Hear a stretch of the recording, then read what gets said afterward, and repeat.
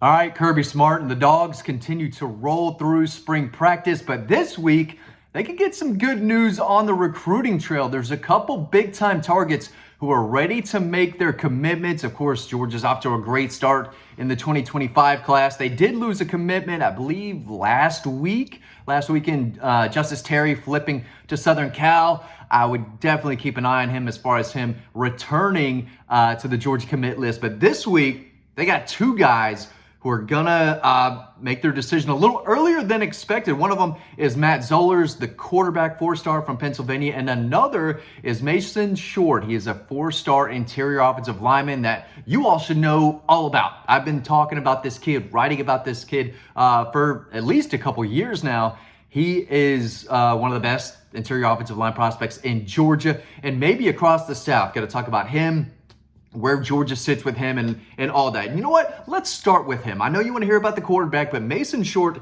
is a really good player, is a former Alabama commitment at Evans High School in the Augusta area, 6'5", 300 pounds.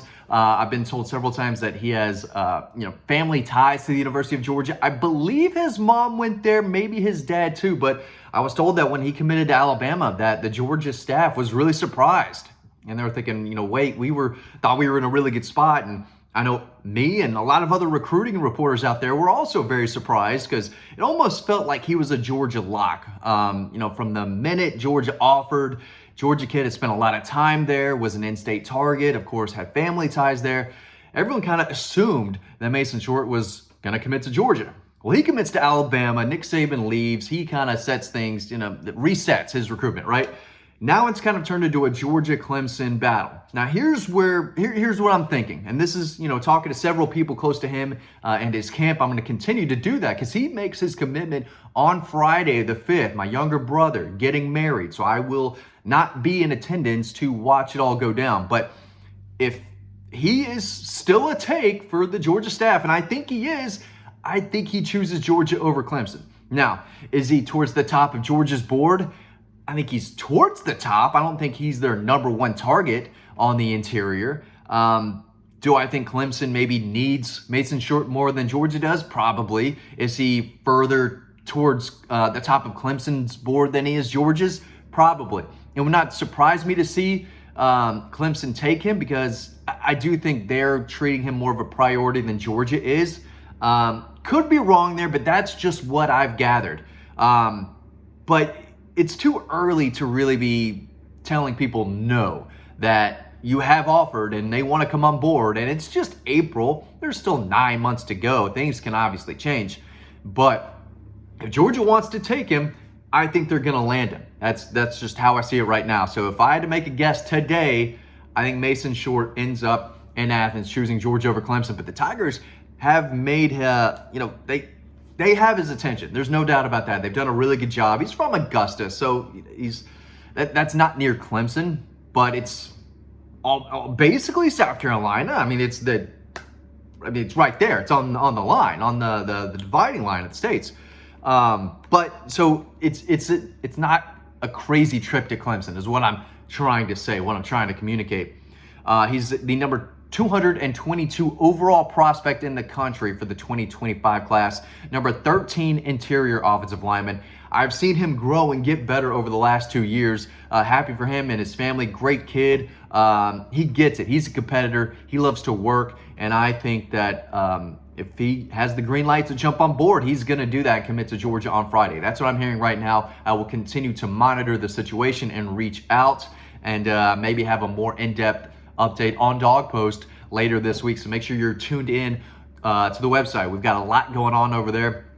I wrote 2 stories this morning. So if you're watching this on Monday, head over to the website because they're both free to read. You can sign up. It's a free newsletter. That link is down below.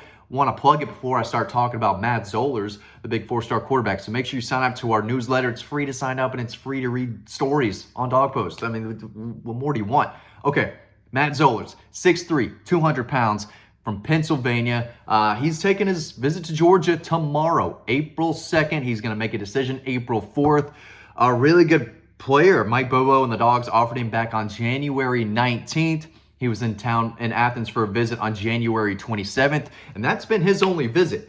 So it's hard for me to say, yeah, I think Georgia's leading here, and I think they're going to land him on Thursday, when he's only been to Athens for, I don't even think it was a full day. It may have been half a day at the most, maybe around that time. I think he took a visit to Alabama around there, maybe saw another school down the south. But the in-state teams are very much in the mix. I think his brother's like a walk-on at Pitt. Obviously, Penn State is a big, big deal up there. They're bigger and better than Pitt. I mean, it is what it is.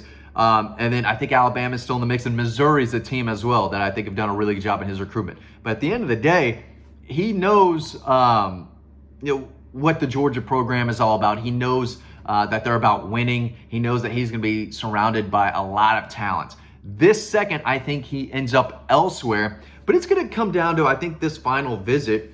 But he knows Pitt and Penn State very well. In-state kid, he's been to those programs. He knows all about it. But he has an opportunity to take in Athens one more time and make a final decision. I don't think he's made a final decision yet. But this is a quarterback that they really like.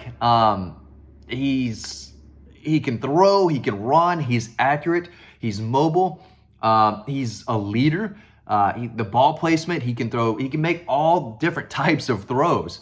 And he does it at a high level up there. I mean, the ball flies out of his hand. It's got some zip on it. And he can move, and he doesn't mind, finishing runs with a little contact. He's a big kid with a big arm.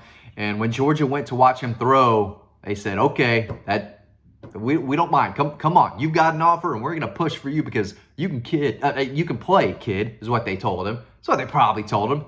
You can sling it. You can play. And you can play for the national champs, not the current national champs, but a program that knows how to win them. And they said, okay, we can win with this kid. We're going to push for him. We'll see what happens during his visit in Athens. I assume he's going to have a great time. Georgia's going to make one last push. Now, is he their number one target? Well, no, I think Julian Lewis is. But Julian Lewis is not committed to Georgia, and he's committed to Southern Cal. And not that Georgia cares. They're going to keep recruiting him. But at the end of the day, Georgia needs to take a really good quarterback in this class. They were going to take 2 in 24. They didn't. They just took Ryan Puglisi. They've got their guy in 26, Jared Curtis, who's really good. That kid's really good. But they still need one in this class. And if this kid wants to jump on board, as good as Julian Lewis is, I think you got to take him. Now, you're not going to turn down, the number 5 quarterback prospect in the country just because you want to flip the number 1 quarterback. I mean, maybe I'm wrong, and maybe Kirby and the staff, they're like, you know what? No, we know our number 1 guy is committed elsewhere, but we want to keep pushing for him. And if our number 2 guy wants to jump on board, we're going to say no thanks right now. I just don't see that happening.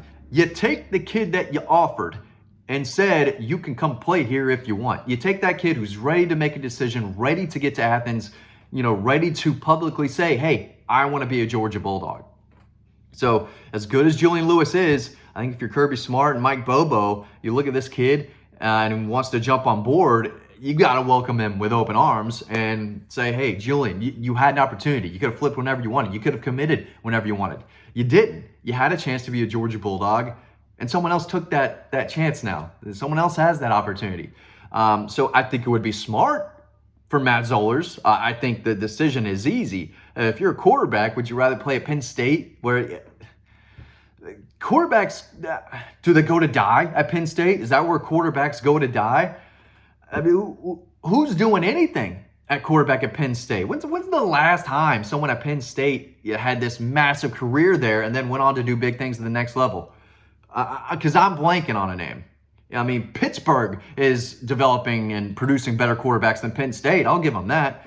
But if Georgia is a real option, right, he's got the green light to jump on board, I think that's the smartest decision for him. And I'm not just saying that because I cover the team. I know Penn State has some history, way, way down the line, and nothing recent, but I know he's a Pennsylvania kid, but we'll see. He's got an opportunity to do something special and make a name for himself in Athens, Georgia. And I think there's a real chance he could jump on that, but I don't know yet. And I'm going to reach out to some people in his camp. I'm going to try to reach out to him and get a big time, commitment preview over on Dawg Post. But I don't think a decision has been made this second. If I had to make a decision before he's wrapped up his final visits, which is kind of dumb, I would say he does not end up at Georgia from what I'm hearing right now.